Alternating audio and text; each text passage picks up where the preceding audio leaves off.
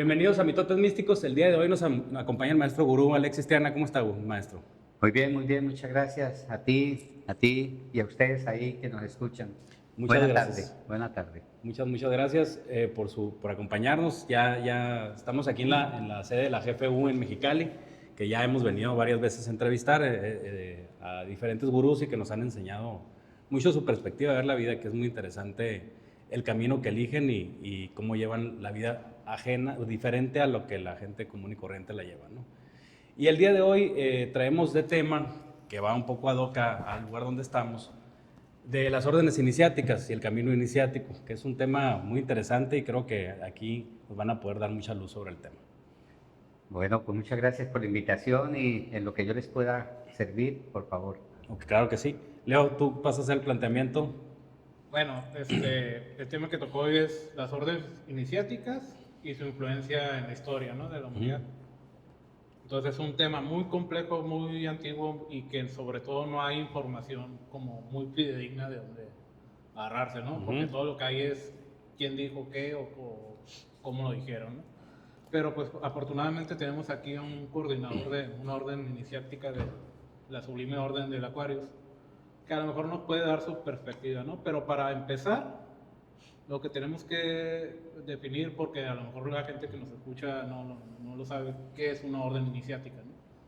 Entonces, una orden básicamente es que tiene un sistema estructurado, es como una escuela, ¿no? Te van a dar un orden de ideas, de pensamiento que seguir, ¿no? Iniciática porque tiene un ritual de iniciación que lo que hace es que iguala a todos los que entran en esa orden, ¿no? O sea, todos los que entran en esa orden tienen que pasar por ese rito de iniciación, que puede ser de 1000 maneras y puede simbolizar 1000 cosas, ¿no? Entonces, para una persona normal que a lo mejor nunca ha escuchado de esto y nunca ha investigado acerca de estos temas, lo que hay mucho en Hollywood es como las fraternidades de las universidades, ¿no? Que tienen sus ritos de iniciación donde le hacen como una novatada a los nuevos. Entonces, se pueden imaginar como eso, pero obviamente pues se supone que estas órdenes son más místicas y tienen más conocimiento y todo esto. Pero esa es una buena manera de relacionarlo, ¿no? O sea, ¿qué es una iniciación? Pues es un ritual porque todos pasan, que puede ser más fuerte o menos fuerte, pero eso los iguala, pues eso les da eso de que todos pasamos por ahí, entonces todos somos iguales, ¿no? Entonces puede ser, como te digo, como estas fraternidades, donde generalmente vemos en las películas, y obviamente las películas siempre lo van a exagerar, ¿no? Pero es como que, pues tú quieres pertenecer a esta fraternidad, entonces tienes que hacer todo lo que yo te diga por una semana, y te tienes que aguantar, y no tienes que registrar, y todo esto, ¿no? Entonces, obviamente hay diferentes sistemas, ¿no? Se mencionaba mucho, por ejemplo, en los egipcios que los metían, y te digo, no hay manera de comprobarlo, pero que los metían abajo de la esfinge y que había un río como un estanque lleno de cocodrilos y los hacían pasar por ahí. Obviamente a los cocodrilos ya les habían dado comida para que no les diera hambre, ¿no? Y estaban en su periodo de que estaban digiriendo la comida, entonces estaban así como hibernando y obviamente no había tanto peligro como el que parecía ser, pero el objetivo al final en la antigüedad era como probar el valor de las personas que ingresaban a estas órdenes iniciáticas. No sé qué opina usted, maestro, de lo que es la iniciación, ¿no? Me estoy quedando sin palabras porque sabe más de iniciación que lo que yo sé.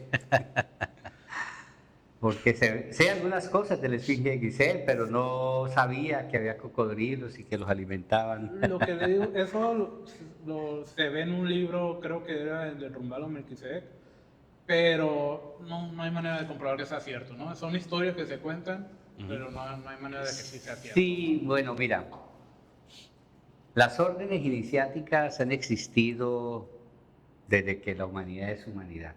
Claro. Nosotros podemos remontarnos a tiempos bíblicos, por ejemplo, donde se hablan de la orden de Melquisedec. Ahí había una casta sacerdotal y hablan de que él es quien origina todas las demás órdenes que han existido en la humanidad. Pero también está la orden de los egipcios, está la orden de los persas, está la orden de los celtas, Una orden iniciática es una organización que tiene una estructura, unas escuelas que permiten que un ser humano que se acerque a ese tipo de información y de formación vaya avanzando en un proceso de autoconocimiento, tanto interno como externo, y lo lleve a ver y a verse de en una dimensión diferente a la que cualquier ser humano estamos acostumbrados a ver. Y es indudable que cada una de estas escuelas, cada una de estas órdenes tiene unos procedimientos que van llevando a ese candidato a estudios iniciáticos a un proceso de aprendizaje progresivo. Indudable que en cada una de esas escuelas recibe una información, una formación, quizá en algunas había pruebas, en algunas había largas jornadas. Tú tocaste la orden de los egipcios con la esfinge de Gizeh. Dicen que cuando el candidato ya llevaba 5 años en una escuela previa, totalmente en silencio, recibiendo instrucción y no podía hacer preguntas, simplemente era atendiendo lo que se le iba formulando. Entonces, cuando cumplía los 5 años de estar en esa formación, lo llevaban y lo paraban en el pecho del león de la esfinge de Gizeh, o del toro, porque era un pecho del toro. Y entonces ahí le decían, ¿qué es? Porque así estaba en el murito de arriba de la pirámide. ¿Qué es lo que en la mañana camina? ¿Qué animal camina en la mañana en 3 patas, al mediodía en 2 y al terminar la tarde? Perdón, ¿cuál es el animal que en la mañana camina en 4 patas, al mediodía en 2 y cuando termina la tarde, cuando empieza la noche, camina en 3? Él debía de contestar de acuerdo a toda la información de 5 años que había recibido. Si contestaba acertadamente, le abrían la puerta para que continuara en una segunda escuela de formación. Si no lo sabía, no podía responder, se tenía que quedar otros 5 años esperando aprender y en silencio. Los que lograban pasar decían, en la mañana el animal que tiene 4 patas es un bebé. Al mediodía los seres humanos caminamos en 2 pies. Y en la tarde, cuando ya llega la noche de los días, en la vida de un ser humano, usa un bastoncito, camina en 3. Entonces, ¿qué es el ser humano? Y le abrían la puerta para que continuara en la siguiente escuela. Me llama mucho la atención cuando tú dices de que ahí se encontraba luego con una serie, con unos cocodrilos. Qué curioso que en nuestra orden el segundo grado de iniciación es el de Gagpa. Y el símbolo, el animal, digamos, el tótem que representa a ese grado es un cocodrilo. Entonces es muy curioso que a ellos, cuando los metían ahí, tenían que pasar la prueba del cocodrilo. Nosotros no metemos a nuestros candidatos a la iniciación a que se encuentren con cocodrilos, pero sí se enfrentan con el cocodrilo. Porque el cocodrilo tiene también una enseñanza muy profunda, y es que tiene una boca muy grande, puede andar en tierra como puede nadar en las profundidades, se mueve en esos 2 elementos, agua y tierra, pero tiene una cola también muy larga, y en la cola de un ser humano es donde están las cargas, las basuras, los miedos, las iras, todo lo que nos pesa. Por eso somos tan lentos. El cocodrilo entonces es un símbolo dentro del grado de Gagpa para que él se observe qué es lo que tiene que superarse en su condición humana. Por decir algo, en la orden a la cual yo pertenezco. Tenemos infinidades de órdenes. Por ejemplo, la orden de los esenios. Orden donde se supone y dicen los registros literarios que ahí estuvo José y Jesús. el Maestro Jesús. Sí. que sus padres José y María hacían parte de esa orden. Y esa orden tenía una característica, los conocían como personas de mucha paz, de mucha armonía y además eran sanadores, eran médicos y eran vegetarianos. O sea que los miembros de esa orden eran vegetarianos. Dicen que de ahí entonces sale el Maestro Jesús, siendo parte de esa orden, misma que también pertenecían los padres de Juan el Bautista. Misma orden donde el superior de esa orden cuentan que era José de Arimatea. Y José de Arimatea es el maestro del Maestro Jesús, es el que le guía su proceso. Y que José de Arimatea, dicen, es el que está presente cuando a Jesús ya lo bajan de la cruz, una vez lo crucifican, y él es el que entra a manejar todo el proceso de ungirlos de aceites y esas cosas, y lo llevan al sepulcro, en el cual 3 días después resucita. También tenemos órdenes un poco más de hoy, más contemporáneas. Está la orden de los templarios. La orden de los templarios fue una orden militar, pero iniciática, donde quienes participaban de la orden del temple, que era como se llamaba, y luego los vocalizamos como los templarios. En la orden del temple se crea para cuidar los caminos que llevan a las tierras sagradas o a las tierras santas. Y era una orden militar para que cuando se hacía el peregrinaje, había mucho asaltante en el camino. Y era así, de esa manera, evitar que esos peregrinos fueran dañados en sus bienes o en sus vidas. Ese fue el principio de ellos. Mas, sin embargo, dicen que se hicieron unas 7 cruzadas en las cuales tenían una misión específica distinta a la de cuidar los caminos. Y era cuidar en algunos sitios donde se decía que estaban guardados, por ejemplo, el Arca de la Alianza, por ejemplo, algunos objetos de Salomón, del rey David. Algunos ejemplos dicen que también habían objetos de Abraham. Así de que era para cuidar, dicen, ese tipo de objetos. Otros dicen que la orden, como llegó a tener tanto poder militar, ese poder militar los llevó a tener mucha presencia en las esferas de poder y de gobierno. No se explican cómo de manera tan rápida crecieron y lograron tener tanto poder económico y tanto poder político que los hizo ser mucho más poderosos que la Iglesia Católica.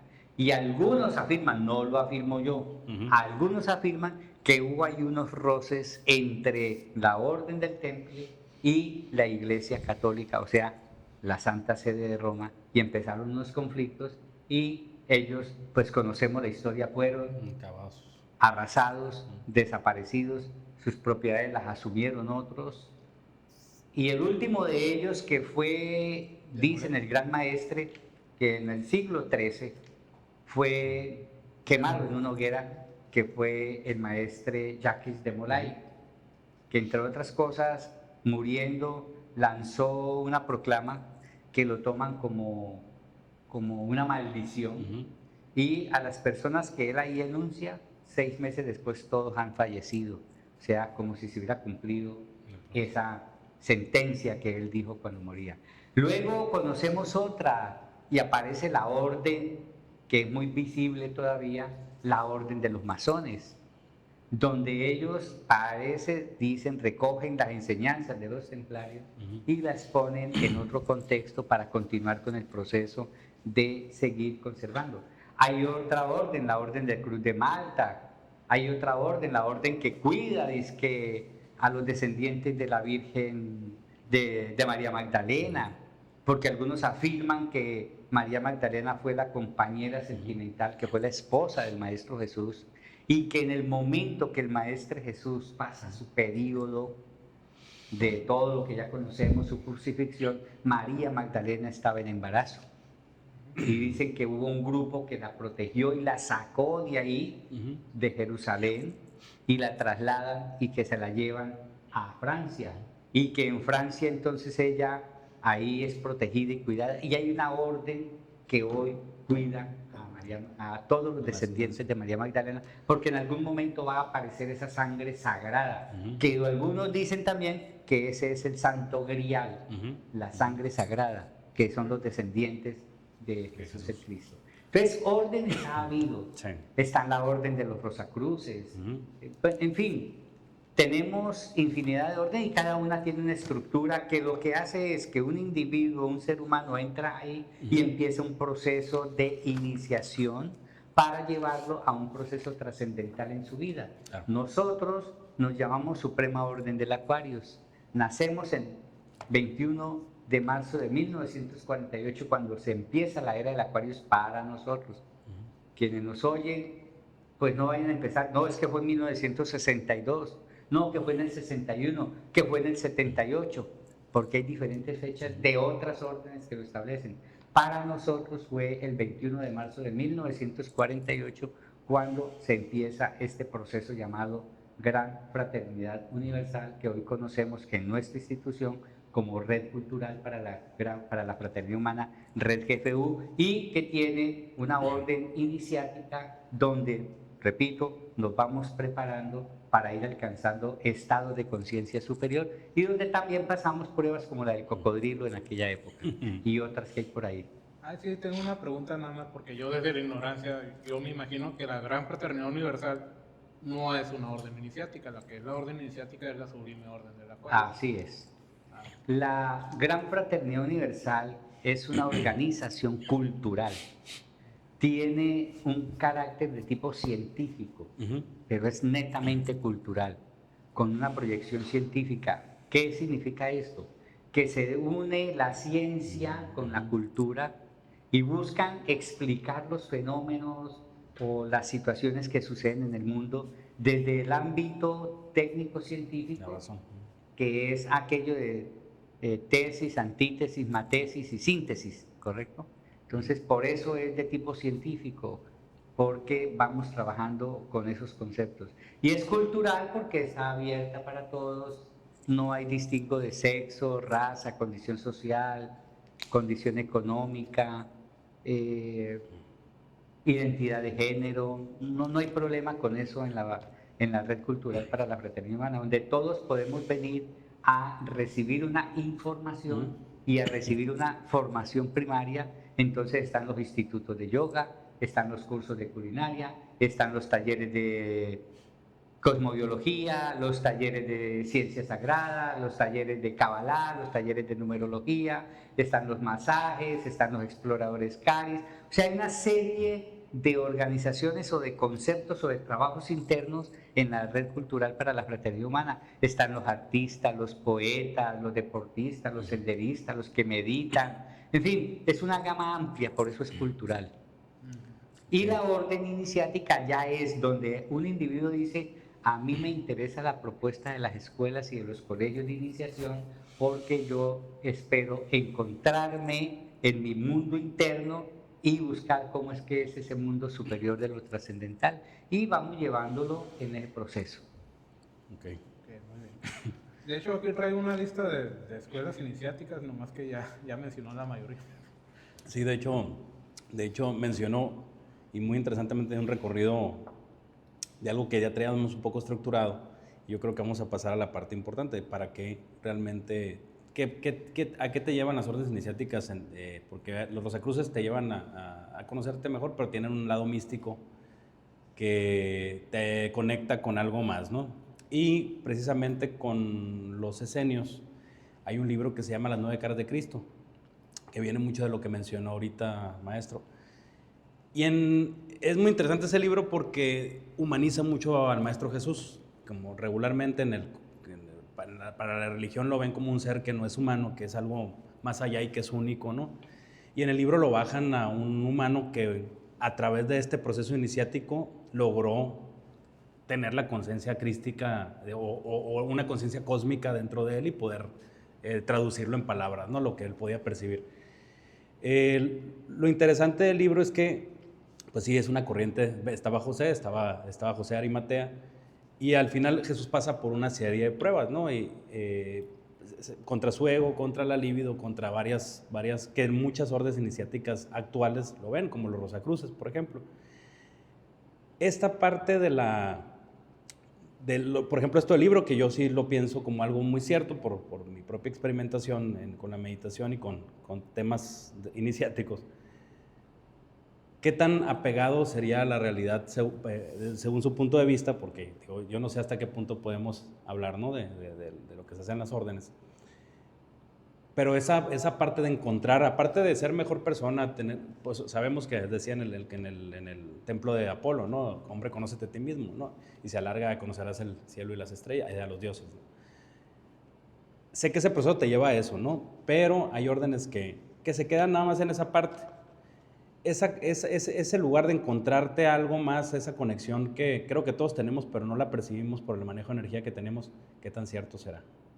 Es cierto. Muy bien. Mira, es muy sencillo. Esto no es una misión imposible. Nosotros en esta orden tenemos muy clara la propuesta. Trabajamos una línea horizontal y trabajamos una línea vertical. Eso es lo que le proponemos a cuando alguien dice, yo quiero empezar a trabajarme. Para en algún momento iluminarme. Sí. El Samadhi, el Satori, sí. En fin. En la India, ellos hablan del Samadhi a través de un proceso de desarrollar sus chakras, desarrollar sus centros energéticos, poder alcanzar un control de cada uno de ellos y finalmente lograr en Sahasrara la iluminación y la conexión, la identidad. Por eso te digo que sí es cierto. Bueno. En la Biblia dice, no somos bíblicos, yo no soy bíblico, como tampoco soy taoísta, como tampoco soy maometano, ni como tampoco soy de Krishna, pero consulto a esos libros porque ahí hay orientaciones que a mí me sirven, claro, y me han servido. En la Biblia dice que Dios dice, ahí les mando a mi Hijo amado, para que viva como hombre entre los hombres.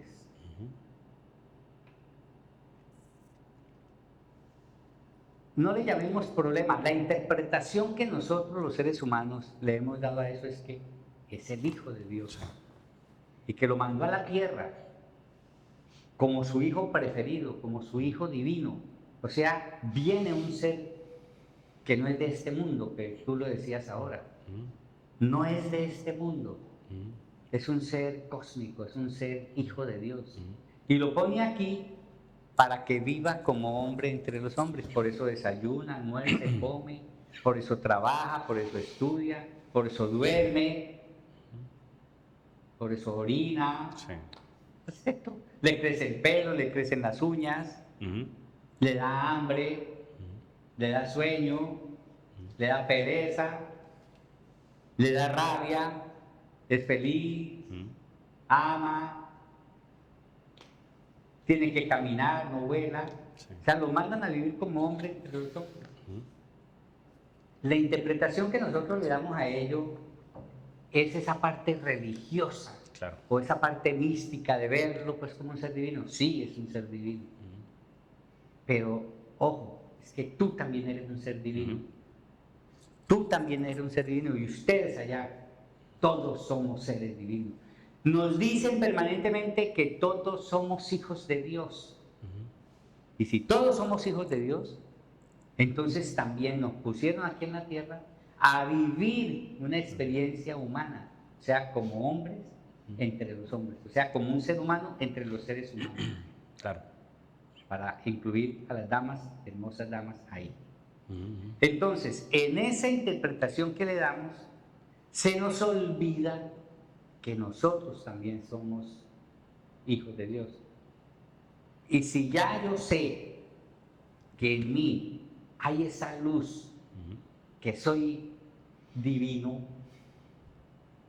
¿por qué me paso la vida tratando de hacer cosas a ver cuándo logro iluminar esa parte que dicen que hay en mí de divinidad? ¿Para qué si yo ya soy? Sí. Yo ya lo soy. ¿Qué es lo que tengo que hacer? Darme cuenta que si soy ese ser divino y estoy viviendo experiencias divinas, yo tengo que ser fino en lo que haga. No me puedo comportar tan mal como se comporta mucha gente. Claro. Yo ya tengo que trabajar distinto porque yo ya estoy iluminado.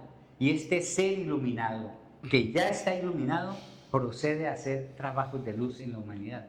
Entonces ahí es donde vos te vas a encontrar, ustedes, todos nos vamos a encontrar con personas que hacen algo por los demás. Entonces vemos una Madre Teresa de Calcuta, vemos una Madre Caprini, la italiana del siglo XIX, donde hacían cosas maravillosas. Vemos a un Gandhi, vemos a un Martin Luther King, en fin, vemos a tanta gente que ha propuesto cosas para que la humanidad sea mejor. ¿Por qué? Porque reconocieron que dentro de sí había luz divina y que lo que había que hacer era coger de su luz divina y repartirla en las cosas y en las acciones que hacen. No pasarse la vida muele y muele y muele y muele a ver si logra entrar y prende el fosforito y ¡pam! Apareció Dios. No, ya somos, ya lo tenemos, a trabajar con la luz. Eso es todo, ese es todo el proceso. Pero nosotros en esta organización, en la Suprema Orden de Acuarios, apoyados en la red pública, que es la Red Cultural para la Fraternidad Humana, tenemos esa propuesta, una línea horizontal y una línea vertical. En la línea horizontal estamos proponiendo 8 estadios, 8 escuelas, 8 formas. Y esas 8 formas permiten de que nosotros, los seres humanos, nos dediquemos a conocer lo humano que tenemos, que lo humano que yo soy. Porque si yo no sé qué es lo que soy en lo humano, mucho menos voy a poder aspirar a lo divino, a trabajar y florecer eso que ya está en mí, en lo divino. Entonces, primero tengo que trabajar lo humano. El ser humano se divide en lo humano y en el ser. El ser es el que hace la línea vertical, que es donde está la esencia nuestra, con la esencia superior. Y lo humano es lo que somos. Entonces, tenemos una propuesta de que las personas trabajen el llama. ¿El llama qué es? Tener una forma de vivir donde no tengas que andar haciendo daños ni siquiera para poderte alimentar. Sí. Entonces manejamos diciéndole a la gente una alimentación saludable, libre de carnes, es muy interesante. Sí. Que usted pueda practicar algo que se llama brahmacharya de acuerdo a los hindúes, y es aquel momento en que usted se va desprendiendo de lo que no necesita. Cuando usted se desprende de lo que usted no necesita, en todos los mundos, en todos los componentes, usted es más libre. Usted vive con lo que necesita para vivir, no necesita acumular para vivir. Sí. Y así en el llama hay, que se llama abstinencias, hay 5 pautas para usted poder trabajar. Luego nos vamos a la segunda, que se llama niyama, que son como las normas éticas de comportamiento. Pongámoslo en el contexto de la religión católica, las tablas de la ley de Dios, los 10 mandamientos, donde dice no matar, no desear a la mujer del prójimo. El niyama es eso, no robar, tener conductas, sea abierto, en fin.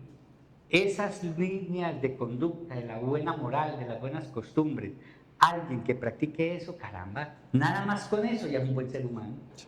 Ya es un buen ser humano. El tener una línea de comportamiento, de respeto, de amor, eso ya es un ser humano. Vamos a la tercera escuela que plantea la línea horizontal, las asanas. Las asanas son posturas de yoga que te ayudan a trabajar tus flexos energéticos que tienes, que normalmente los tenemos bloqueados por los miedos, por las dudas, por la rabia, cosas que no encuadran en nosotros, por los malos pensamientos. Todo eso se va desajustando. El yoga o las asanas lo que va haciendo es que uno vaya tocando esos centros energéticos. Son 7 principales. Que vaya uno tocándolos. Son 28,000. Y nos han mostrado 7 principales, que con eso nos ganamos la lotería. Entonces uno empieza a tocarlos con las asanas, a activar esas energías y eso cambia a uno. Porque finalmente tenemos que darnos cuenta que yo no soy Alexis Triana García, yo no soy gurú, yo no soy abogado, yo no soy un hombre casado, yo no soy padre de 4 hijos, yo no soy colombiano, yo no soy nada de eso. Yo no soy dueño de esa casa, yo no soy nada de eso. Yo no soy inteligente, no, yo no soy eso. En esencia, ¿qué es lo que yo soy? En esencia, ¿qué es lo que yo soy? Energía, potencial puro, luz. Eso es lo que yo soy. Y si yo aprendo a ver tu luz, entonces yo ya no veo que tú eres alto y que eres más pinta que yo. O sea, que eres más bien parecido que yo. ¿Ves? Yo ya no veo eso. ¿Yo qué veo en ti? La luz que hay en ti. Ya no veo si eres rico y yo soy pobre. Yo ya no veo esa diferencia. Yo no veo que eres mujer y que yo soy hombre. Yo ya no veo esa diferencia. Porque ya lo que yo veo es que yo soy luz y que esa persona también es luz. Que ese gordito también es luz. Que esa flaquita también es luz. Yo ya no me veo gordo, yo ya no me veo flaco, ya no me veo alto, yo ya no me veo chiquito, bajito. Yo me veo como lo que soy, luz. Y cuando aprendemos a vernos como luz, como lo que realmente somos, los problemas cambian bastante en los conflictos que tenemos como seres humanos. La yoga nos ayuda a ir activando esa energía para que nos aprendamos a ver desde otra dimensión. Sí. Luego viene el pranayama, que son los ejercicios de respiración. Ojalá ustedes pudieran estudiar y saber el potencial energético que hay en el oxígeno, en el aire. Ahí hay prana, hay una energía vital, que inclusive hay gente que come poco y aprende a respirar y con la respiración vive muy bien, sin necesidad de comer tanto. Pero ahora el afán de nosotros es comer y comer y comer y comer y comer, que porque es la única forma de alimentarnos. No es la única forma de alimentarnos. El prana, la energía que hay en el oxígeno. Entonces hay unos ejercicios que aquí les enseñamos para que la gente aprenda a trabajar su respiración. Y cuando aprendemos a trabajar la respiración, mermamos enfermedades, mermamos ansiedades, mermamos una cantidad de cosas. De las primeras cosas que logramos es que dormimos mejor. Sí. Entonces, y que la salud empieza a mejorar. Hay unos ejercicios de respiración. Normalmente respiramos medio litro y lo ponemos aquí en la parte alta de los pulmones. Eso se llama respiración clavicular. Hay otra respiración que se le llama respiración pulmonar y es cuando logramos entrar siquiera unos 3 litros de oxígeno a los pulmones. Y hay otra respiración que le llaman abdominal, que es la que baja la respiración, llena el abdomen y luego lo sube para que suba. Se sienta en la base de los pulmones, se le llama respiración abdominal. Aprender a respirar es fantástico. Nos seguimos conociendo, vamos entonces a la parte del pratyahara, que es el control, el manejo, el conocimiento de los 5 sentidos que nosotros tenemos. 5 sentidos que normalmente no sabemos que están ahí, sí sabemos que están ahí y a veces ni sabemos que están ahí. A través de los 5 sentidos es la única manera que aprendemos todo lo que nosotros aprendemos. Es la única manera, con lo que vemos, con lo que oímos, con lo que saboreamos, con lo que palpamos. Me falta uno. Olemos. Con lo que oímos. Olemos. Y lo que olemos. Son 5 sentidos que nos permiten a nosotros recoger toda la información. Y sabes, por ejemplo, cuánta información diaria recibimos nosotros de este mundo. Me imagino que mucha. Claro. Y toda llega al cerebro. En el cerebro hay algo que se llama la conciencia y el subconsciente. Ok. Vamos a tratar de visualizar algo. Ubiquen una avenida donde usted pueda poner entre 20 y 40 autos. Pongamos 40 autos, pues, uno seguido del otro de manera horizontal. Una avenida ancha y en la cabeza de la avenida hay 40 autos. Enseguida hay otros 40 autos, pero en la cabeza caben 40 autos. Eso es el espacio de la avenida en megabytes de la información que entra al consciente. 40 bytes entra a nuestro cerebro cada 0,4 segundos puede entrar esa información. Ahora veamos cuánto entra al subconsciente, ese que no alcanzamos nosotros a clasificar. 11 millones de megabytes. Si un byte es 40 carros, un byte, ¿cuántos carros están en esa avenida de 11 millones de megabytes? Una avenida de 11 millones. Millones. Millones y millones. Y esa información entra en nosotros cada 0,4 segundos. Tenemos 13 millones de receptores por donde recibimos información. Por Dios, ¿nos conocemos? No nos conocemos. Y te estoy hablando nada más de Pratyahara. Sigamos con la siguiente. Dhyana, que es la meditación. Oí decir al principio que tú meditabas. Es un medio para uno poder entrar en una mente silenciosa, quitarse las máscaras que uno tiene y ya, sin máscaras, usted poder trabajar en su interior, escuchando sus voces internas, en silencio, en una mente silenciosa, alcanzar ese estadio que lo pone a usted en un nivel que baja sus frecuencias vibratorias, pero sube su energía. Meditar es fundamental, nos centra. Luego vamos a la siguiente escuela, la séptima, que se llama Dharana, que es la concentración. La concentración es aprender nosotros a tomar lo que nos está sucediendo y poner un foco central y sobre ese trabajar. Pero viene el último, que es Samadhi, que es identificación, unión del ser individual con ese ser universal. Ahí están los 8 estadios del yoga, que es la línea horizontal por la cual nosotros nos movemos. Ese es el proceso que proponemos nosotros para que una persona que llegue haga un trabajo que lo lleve a conocerse a sí mismo en su dimensión física, en su dimensión emocional, en su dimensión mental y en su dimensión espiritual. Si nosotros nos observamos hoy, vemos que mi dimensión física va para un lado, mi dimensión mental va para la otra y mi dimensión emocional va para otro. Pues la dimensión espiritual dice: ¿a cuál atiendo? La dimensión espiritual funciona cuando esas tres, física, emocional y mental, están en armonía. Pero como no mantenemos en armonía, entonces, ¿cuándo vamos a poder hacer ese trabajo de dimensión espiritual? Pero la propuesta de esta orden es: conózcase usted mismo. ¿Y a qué se le parece eso? Conócete a ti mismo y conocerás a los demás. Entonces, una vez se hace ese trabajo que puede durar 10 años, 20 años, 30 años. Ahora los muchachos que están naciendo, yo creo que lo van a hacer en 2 años, no sé. Pero ese trabajo horizontal en lo humano. Ahora viene la otra propuesta, la vertical, en lo sagrado, que es la del ser. Conocerse en esa dimensión. Hay 5 escuelas. Esas son escuelas más internas dentro del proceso iniciático.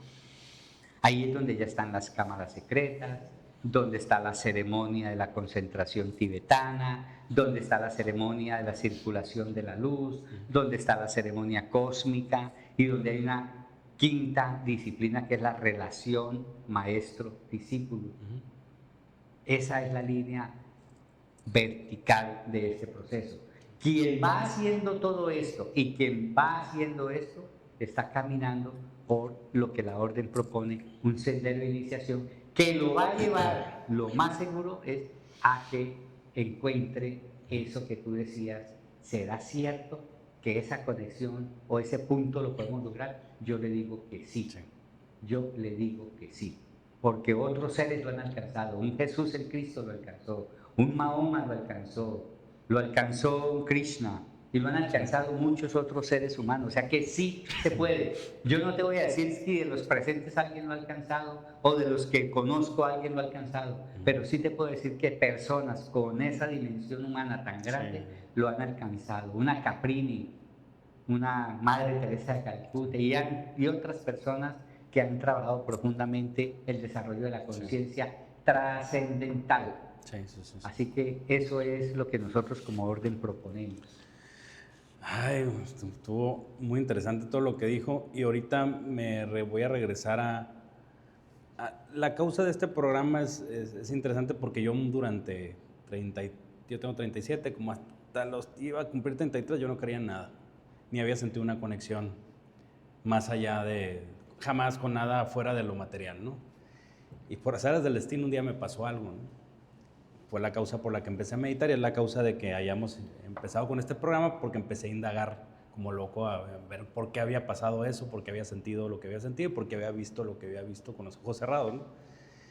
Y curiosamente, muchos años de mi vida se volvieron, bueno, los primeros años después de eso, se volvieron una búsqueda incansable por volver a alcanzar eso, ¿no? Cuando ya te das cuenta que entre menos lo busques, más llega, ¿no? Empiezas a llevar un ritmo más lento y empiezas a... Curiosamente, me topé con el libro de autobiografía de un yogi, de Paramahansa Yogananda, ¿no? Y me cambió de rumbo últimamente porque, pues sí ves personas que lo alcanzan, pero también me hizo, dice, que hasta en esta vida tendré que alcanzarlo. No estoy hablando de la iluminación, ¿no? Pero de llegar a puntos de desapego muy profundo. Yo tengo 2 hijos y mi vida ahorita son ellos y me cuesta mucho tener un desapego tan grande, ¿no? Ahorita ni siquiera lo puedo visualizar. Pero volviendo a lo de la orden, me ha tocado estar 2 veces aquí. La primera hicimos Qui-Gon, ¿no? ¿Qui-Gon? ¿Cómo? Chi-Con. Y sí sentí también algo muy diferente. Entonces, todo esto va a una persona que realmente a lo mejor nos está viendo ahorita y tiene la duda porque el ego es bravo y te detiene a veces y te dice, no, eso es una payasada, no, eso no está bien, no, eso se siente feo, es que andas así que la estás revolviendo mucho y no te metas a temas que no. A mí me costó mucho trascender eso.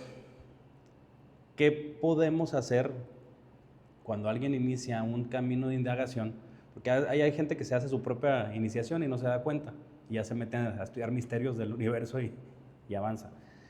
Para poder sacarle poquito la vuelta, aparte, ya nos dijo todos los métodos, pero ¿qué podría ser algo para empezar? A una persona que le está costando, que quiere, pero lo jala el mismo ego para que se quede en el mismo lugar donde está, poder ir rompiendo esa barrera y metiendo poquito a poquito nueva información y estableciendo una conexión, a lo mejor espiritual, que no tenía antes, ¿no?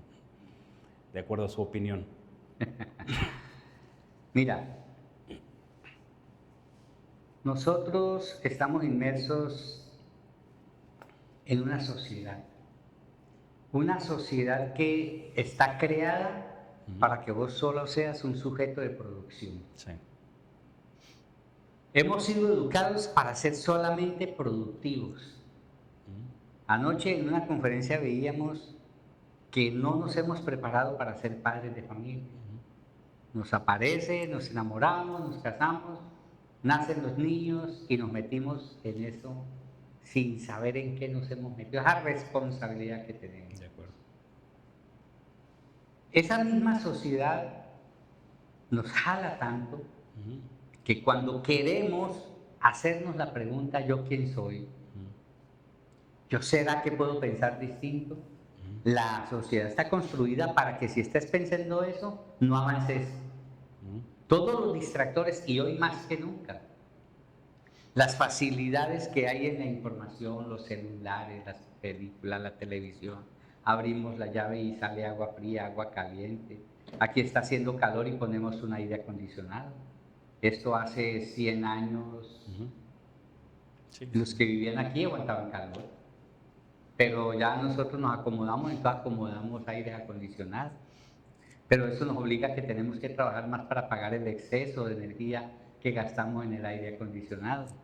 Entonces, una sociedad que está hecha es para que vos no penses, para que uno no piense, y mucho menos uno tenga el deseo de un despertar espiritual. Claro. Luchar internamente para vencer esa sociedad construida para que no te interese lo espiritual, sí en algunos momentos se hace complicado. A mí me dicen que lo que pasa es que me falta fuerza de voluntad. Yo digo que la fuerza de voluntad no existe, pero sí existe. Pero no existe. ¿Por qué? Porque es que el borrachito llega a la casa tomado y la señora lo enciende a cantaleta y él dice, mira, mira, yo le juro que no vuelvo a beber. Pero a los 15 días llega otra vez borracho. Y ella le dice, y si me juraste que no ibas a volver a beber, por la santa tumba de tu madre lo juraste. Y me dijiste que no iba a volver a beber y ahora no tengo fuerza de voluntad, mija. Por eso yo digo que la fuerza de voluntad no existe. Como hay un amigo mío que está diciendo, que está escribiendo un libro para decir que el perdón no existe. Mi amigo lo que está diciendo es que lo que hay que tener es gratitud y no perdón. Ahí hay un asunto muy interesante para poder trabajar, quizá inclusive muy importante, que nos puede cambiar la manera de ver eso. Por eso, no por eso, sino que yo digo que la fuerza de voluntad no existe.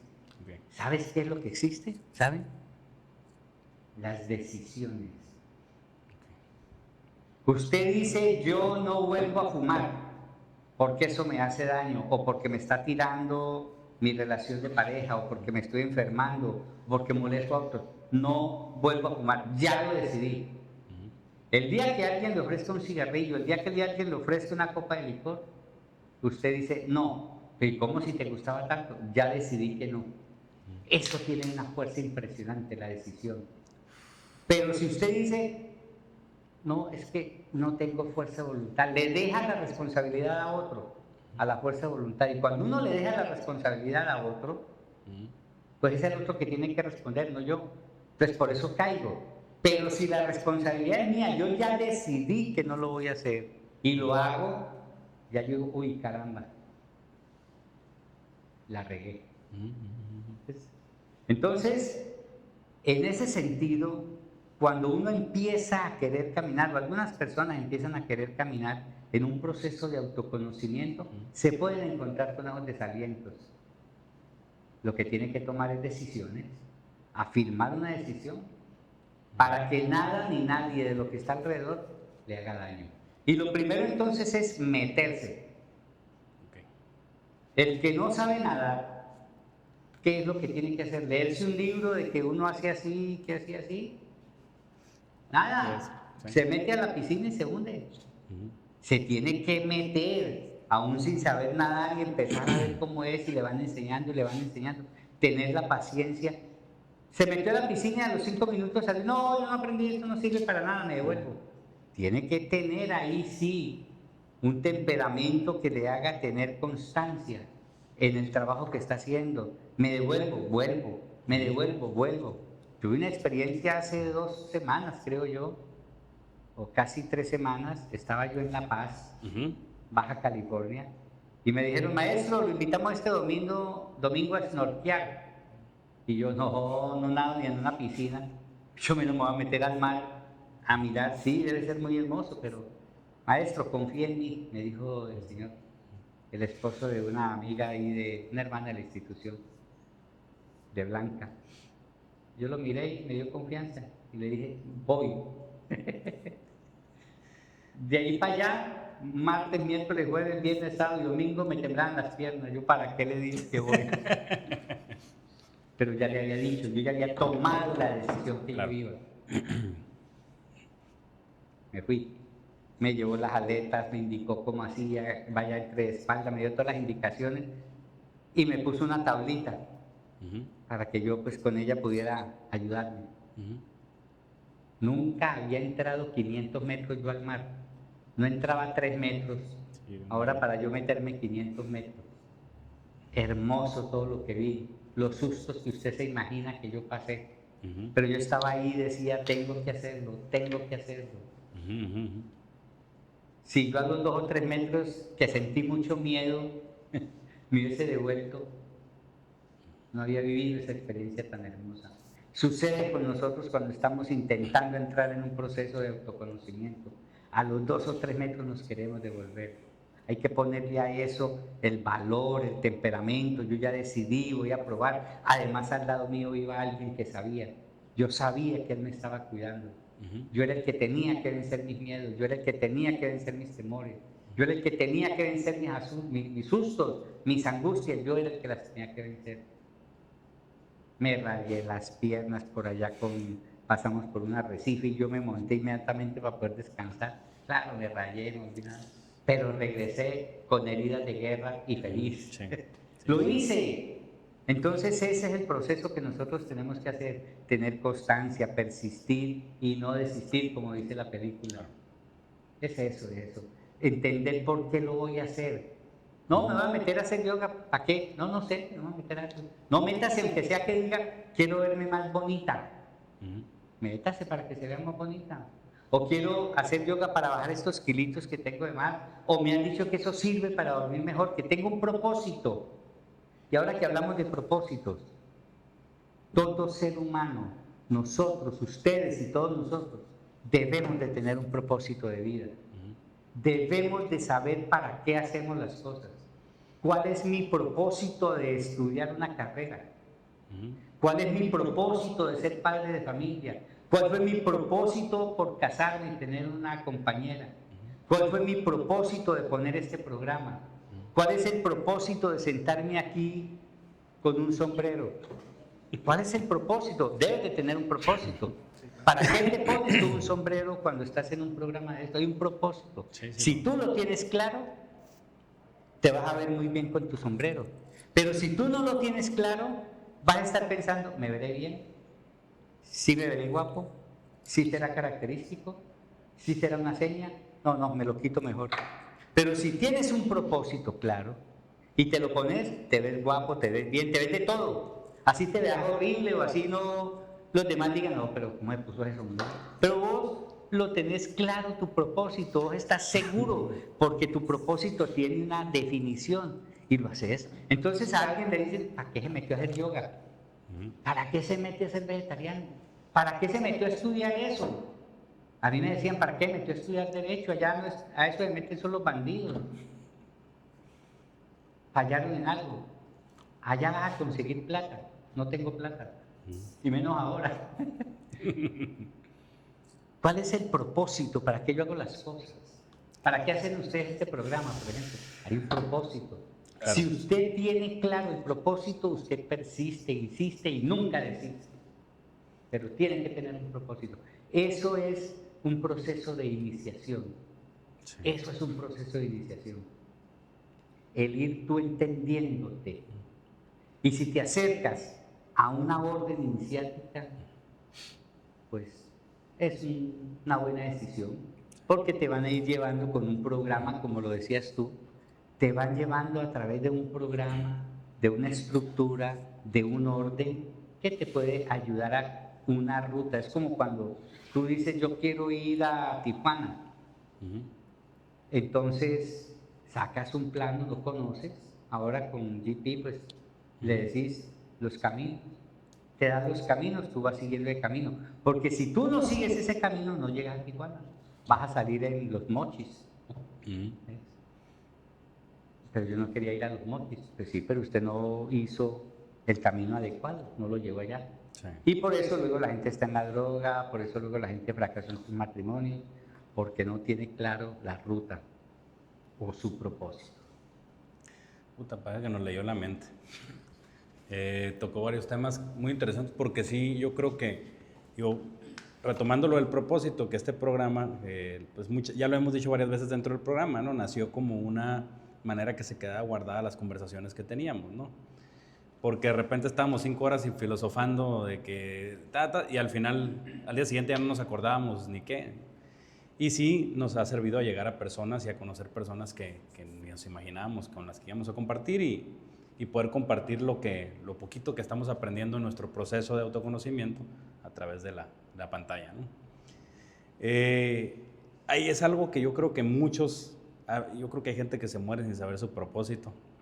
que yo tenía miedo que en algún momento me pasara y hasta la fecha yo todavía no estoy tan seguro, ¿no? Porque yo creo que uno nunca puede estar 100% seguro de Tienes algo. que estar seguro, construyalo. Ay, güey. Tiene que estar seguro, construyalo para poder que llegue. Si usted no está seguro, empieza a quedarse. Tenés que hacerlo, afirmarlo, estar seguro de lo que estás haciendo. Pues, Que si llegaste o en el camino te diste cuenta que te equivocaste, cambie de propósito. Okay. Pero usted probó, usted hizo el deber de hacerlo. Pero Bueno. tiene que estar seguro en lo que usted está haciendo.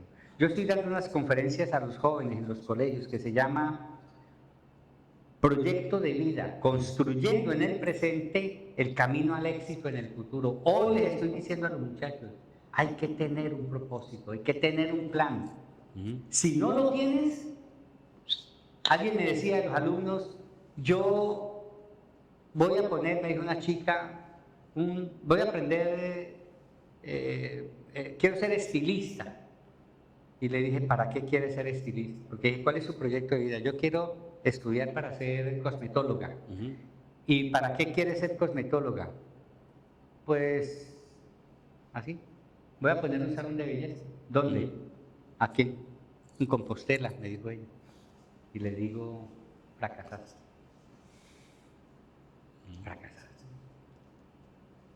Cuando le pregunté, dudó, me contestó por contestarme algo. No sabía. De pronto sí quería estudiar salón de belleza, pero no sabía para qué. Entonces volteo, después de trabajar con otras personas, regreso donde ella y le digo, ya que tú fuiste tan valiente de decir, de primero pararte, trabajo contigo, ¿me lo permites? Sí. Y le dije, ¿y ya pensaste dónde vas a poner tu salón de belleza? Pues sí, en Compostela. Sí, ¿pero en qué parte? No sé. Fracasaste. Y la fui llevando para que ella entendiera que nosotros tenemos que no solamente tener la idea, sino tener el plan. Claro. El plan con las estructuras de cuándo voy a llegar. Y le dije, ¿qué tal si usted piensa en este momento que usted va a estudiar cosmetología? Porque usted va a poner el mejor salón de belleza de Compostela, con aire acondicionado, con las mejores estilistas, las chicas bien vestidas, con las mejores sillas, con la gente viendo televisión, comiendo crispeta, bien atendidas. Un salón de belleza, ¿de esos hay aquí? No. ¿Y qué tal si lo pones tú? No, pues sería un éxito. ¿Ves? Un proyecto de vida. Voy a estudiar cosmetología porque voy a poner el mejor salón de belleza de Compostela. Y además y lo voy a poner en el mejor lugar de Compostela. Y además y me voy a convertir en la mejor estilista de Compostela, donde todas quieren ir, porque todas van a ser divinas de ahí, que la gente sepa que va a ir y salen hermosas. ¿Te gusta? Claro. ¿Y qué tal si piensas en que vas a poner también ese mismo salón de belleza mucho más hermoso en Tepic? Poner 2. ¿Y qué tal luego lo llevas a Guadalajara? ¿Y qué tal que te conviertas en la mejor estilista o cosmetóloga de Nayarit? ¿Y qué tal si te convertís en la mejor cosmetóloga en 10 o 15 años de todo México? ¿Y qué tal que en 10 o 12 años tú estés presente en la Semana de la Moda de Milán, Italia, llevando tu arte de cosmetóloga y todas quieran que tú les pintes, que tú las prepares, porque eres la mejor cosmetóloga del mundo? ¿Te gusta? Sí. Eso es un proyecto de vida. No voy a estudiar cosmetología, ¿para qué? No sé. Luego me salió un joven, yo en otra ciudad, me dice, yo quiero jugar fútbol americano. Le dije, ¿cuánta edad tienes? Me tengo 17 años. Y le dije, ¿hace cuánto estás jugando fútbol americano? No, hay como 3 meses. ¿Y entrenas todo eso? Pues sí. ¿Cuántas horas diarias? Como 1 hora y media. Y no vas a servir ni para llevar el agua a los deportistas. Mire, tenemos que tener propósitos claros y grandes, propósitos, proyectos de vida. Eso es iniciación, eso es iniciación. No necesitas estar en una orden iniciática para ti, para tú construir un proyecto de vida, para hacer algo que te inicie en el camino del éxito, de la prosperidad, de conocerte a ti mismo. Ahora, si te acercas a una orden iniciática como esta, fantástico. Aquí tenemos también muchas herramientas que ofrecerte para que tu conciencia vaya adquiriendo estadios que te van a llevar a conocerte a ti mismo, a conocer a los demás, y va a llegar el momento en que tú vas a mirar y dices, la vi, la vi, ahí está, sí la tengo. Sí. Es eso. Muchas gracias. Muchas gracias, maestro. Yo creo que con eso vamos a cerrar porque de verdad, la verdad que fue una charla muy enriquecedora y hasta me voy a ir motivado porque tiene mucha razón con lo último que dijo. A veces uno es el que falla, pero el propósito sí está bien claro. Tú no fallas. Tú no fallas. Muy bien. Tú Muy bien. no fallas. Muchas gracias. Muchas gracias. Estás en el camino del aprendizaje, que es otra cosa. De acuerdo. Estás en el camino del aprendizaje. Eso es distinto. Tú no has fallado. Muchas Estás gracias. haciendo lo que te corresponde hacer. Solo que lo definas mejor. Pero no has fallado. No has fallado. Tú no fallas. Vas bien. Muchas gracias, maestro. Le agradecemos por su tiempo y por sus palabras de todo corazón. Y les vamos a dejar en la descripción, como siempre, la dirección de la Gran Fraternidad Universal aquí en Mexicali y todos los datos para que se puedan acercar en caso de que les interese venir. Ya el maestro ya nos dio una plática muy extensa de lo que se hace aquí y pues al que le llame la atención, aquí los esperamos. Y pues muchas gracias. Nos vemos en el siguiente episodio. Muchas gracias, maestro. A ustedes muy amables, a ustedes dos muchas gracias por la oportunidad y a ustedes gracias por estar conectados. Muy amables. Muchas gracias. Nos vemos en el siguiente episodio. Bye. Hasta luego.